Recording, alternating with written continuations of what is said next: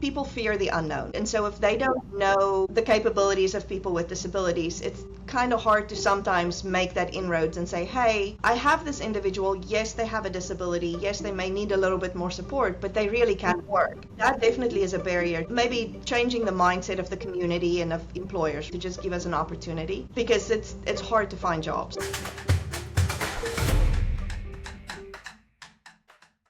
Hey everybody, and welcome back to the Grow Healthy, Help People podcast, a podcast that Accordis puts on where we love talking to our nonprofit leaders to learn more about the amazing things they are doing in their communities and all over the world.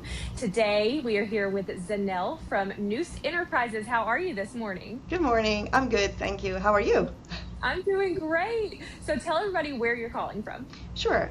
Neuse Enterprises is I always say small nonprofit, but it's not really that small, located in Kinston, North Carolina.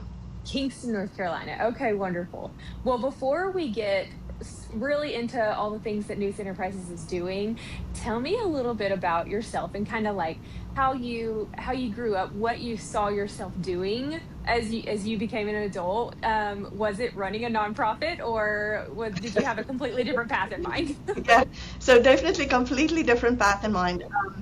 I'm originally from South Africa, and was studying nursing in the Army, and then decided I wasn't sure if nursing was the fit or Army was the fit. I wasn't really sure. So decided to come to the US as an au pair.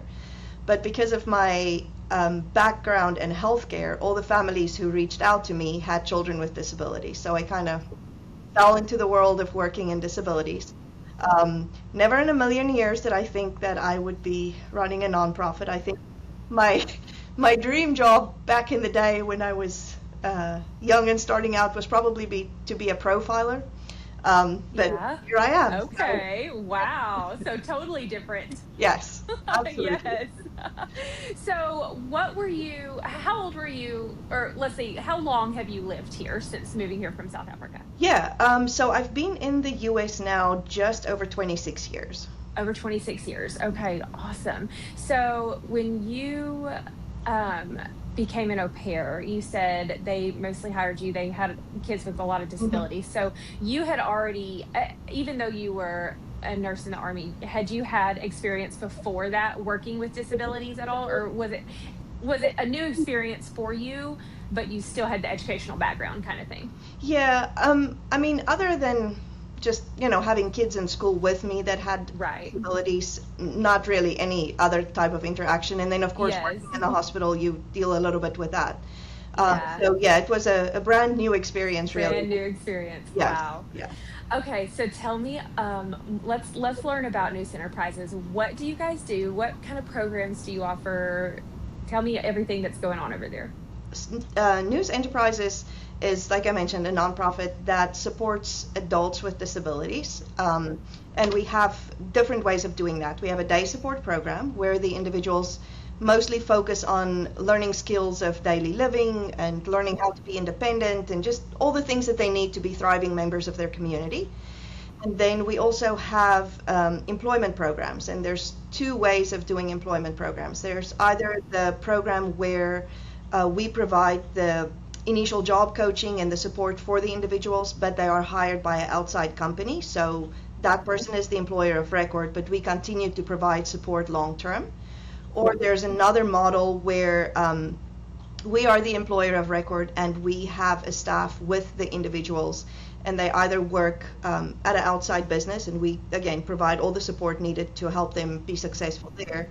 But we also have a production facility here where we have a contract. Right now we have a large contract with Electrolux, and so we help to put together all the little components that goes into dishwashers.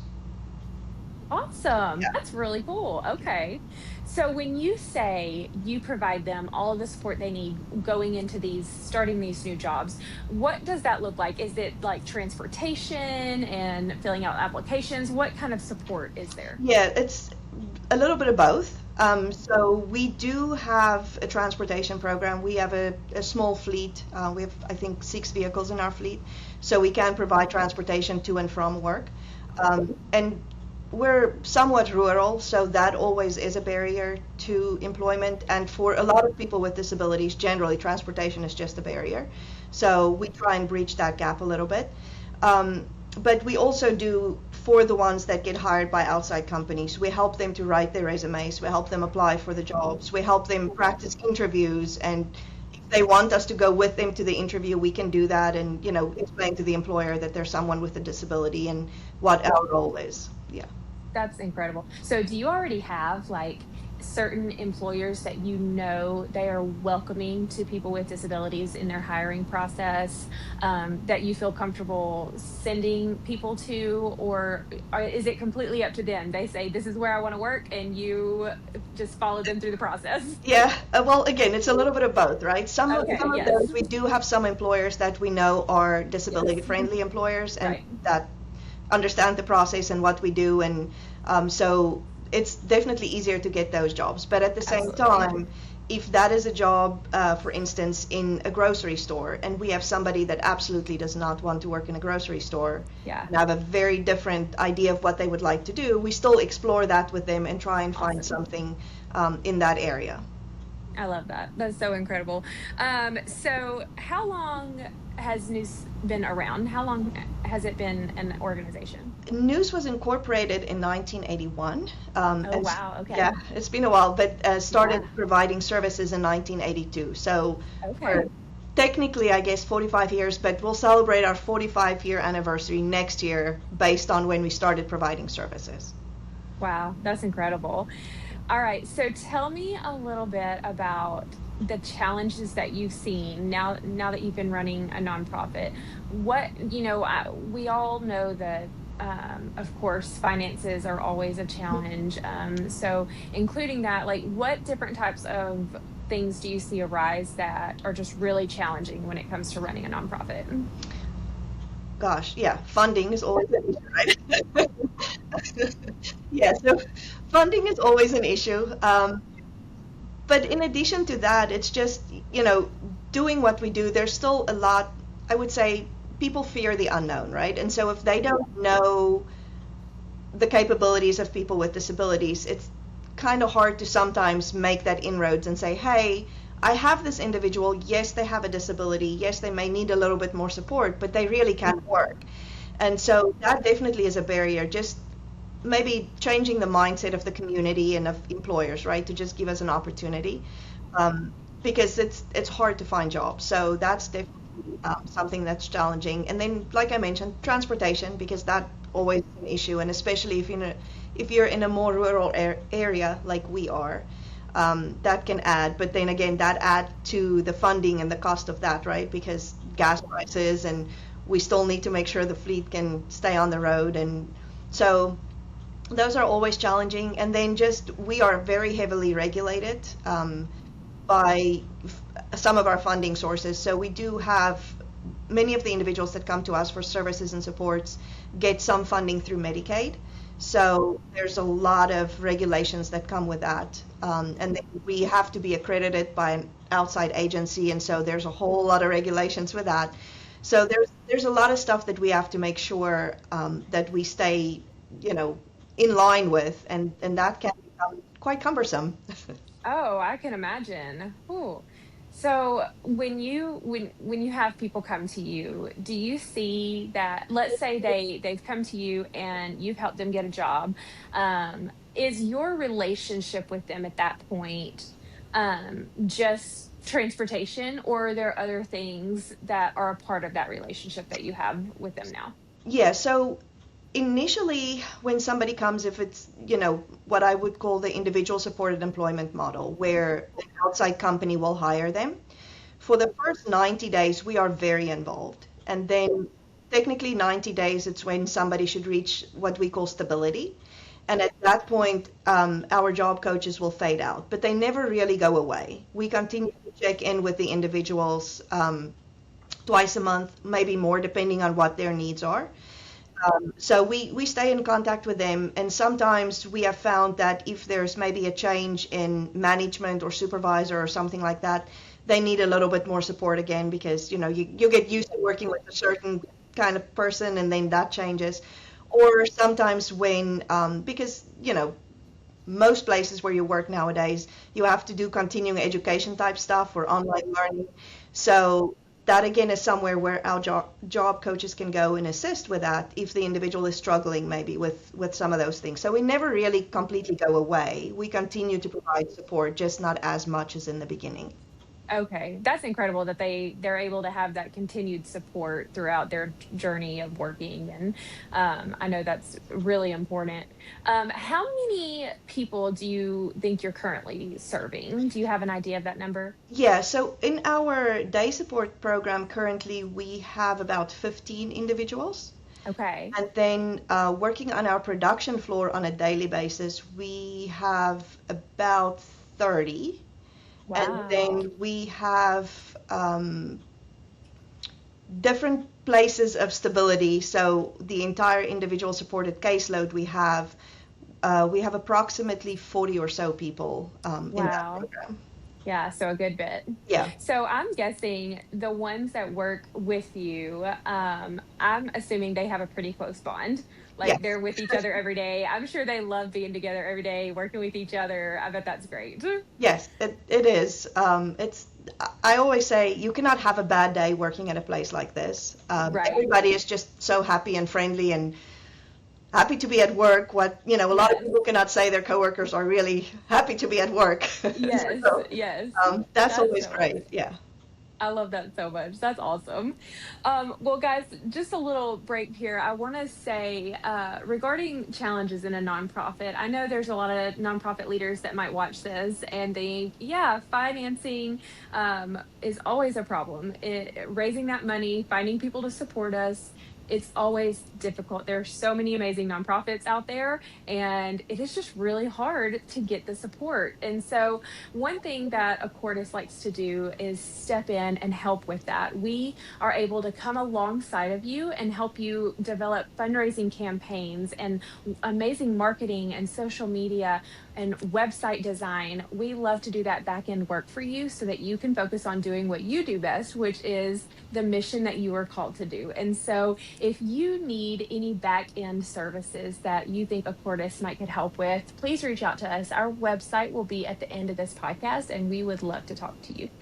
So, looking to the future, now that you have been here for a little bit, is there any changes that you guys are looking to make, or are you kind of a well-oiled machine now and you like the direction you're going, or do you have any different plans that you see in the future? Um, so there's a lot of stuff we need to change. Regulations has changed some, so that kind of forces us to change. And not, it's not a bad thing. It's just we just need to keep up with the time. So there definitely are some things we need to change. There's a big for me, there's a big focus on growth for us because we are serving mostly Lenore and Duplin counties right now, but we do have the transportation aspect of it, so we can serve a much broader range of counties around us. And that's definitely something we want to do because there's most likely additional people with disabilities out there that does not even know about us or that this service exists. So we do want to reach them. Um, we want to significantly expand our relationships with outside employers so that we can have more group supported employment models where, we take a supervisor and 4 individuals to go work somewhere so that they don't have to work just on our production floor. We're looking to do things that are more integrated employment, really. So it's, working with individuals without disabilities and not just surrounded by your disabled peers. So that's definitely a focus for us in an area of growth. Historically, we've not necessarily done a whole lot of fundraising, so that's something that we're looking to do. We're looking to expand our social media presence for sure. That's again, not something we've really done previously. And again, as nonprofit leaders watch this, they would know sometimes you have to wear all the hats. And so I'm not the best person probably for social media, but that falls on me right now. So Yeah. that's a little But bit you active. have all these things piling up on you Right. and you Yeah. have to choose the most important thing. Yeah. Yes, So there's, absolutely. there's a lot of things that we would like to do in ways we want to expand. And it's really just making sure that we, put the right partnerships in place so that we can move forward with Right. all our big ideas. Right, absolutely. I love that. And yeah, I understand that because it's true. You have to do so much. You have so much responsibility, and it's hard for people to really understand that. But at the same time, you have to figure out ways to get your vision and your mission in front of people, because when it's not in front of people, nobody knows what you're doing and nobody knows how they can help. And so I understand it's so difficult and so challenging. So, what are ways so that people can get involved with you? Like, can they give on your website? Yeah. Can they is there volunteer opportunities? What are some different ways people can do that? Yes, so on our website, we do have a link to a fundraising campaign. So that's pretty easy. You just go there and, it'll help with all of that process where somebody can, donate one time or become a monthly recurring donor. Then we have not completely developed our